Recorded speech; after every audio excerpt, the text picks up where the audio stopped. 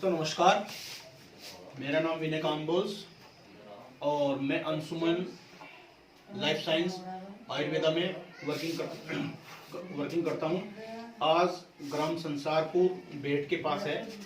मैं यहाँ डॉक्टर अकरम खान जी के क्लिनिक में हूँ। इनकी बिटिया की तबीयत काफ़ी दिनों से ख़राब थी, तो हमने डॉक्टर साहब को अंशुमन सुखायु आयुर्वेदा हॉस्पिटल के बारे में बताया।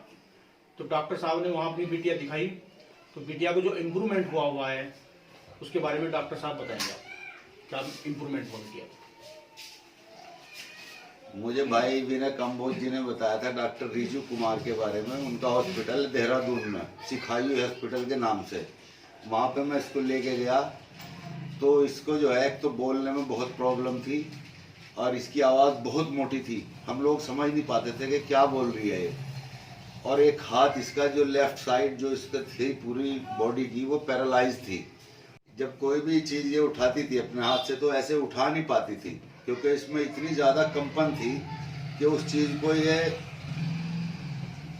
पकड़ नहीं पाया थी। और वो उसकी वजह से चलने में भी इसे बहुत सारी प्रॉब्लम थी। हमने फिर डॉक्टर रिजू कुमार से संपर्क किया सुखायु हॉस्पिटल में, और फिर ये खुद बताएगी। आपको देख के पता भी चलेगा कि कितना इम्प्रूवमेंट है। इसके बोलने में भी बहुत इसकी आवाज़ साफ़ हो रही है। हम समझ भी पा रहे हैं, जब ये कोई बात करती है तो अब हमें समझ में आने लगा कि ये क्या कहना चाह रही है। नहीं तो पहले हमें पता ही नहीं चलता था कि ये क्या बोल रही है, क्या कहना चाह रही है। और अपना काम अब ये 90% खुद करने लगी। नहीं तो पहले इसके आधे से ज़्यादा काम हमें करने पड़ते थे इसकी डिसेबिलिटी की वजह से। और ये अब आप बच्ची से भी देख के बात करके पता चला सकते हैं कि कितना इम्प्रूवमेंट है।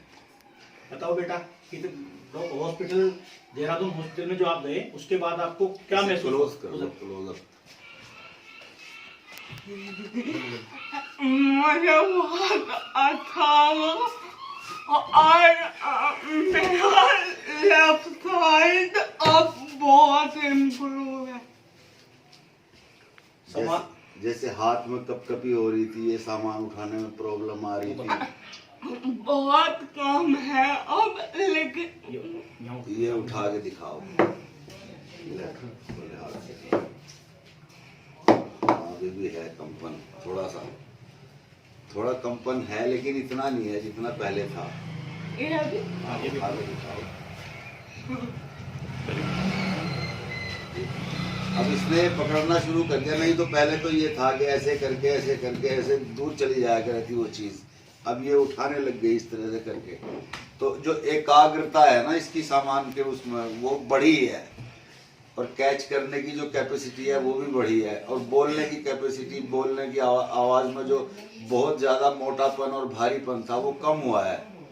और जो तोतलापन था वो भी कम हुआ है।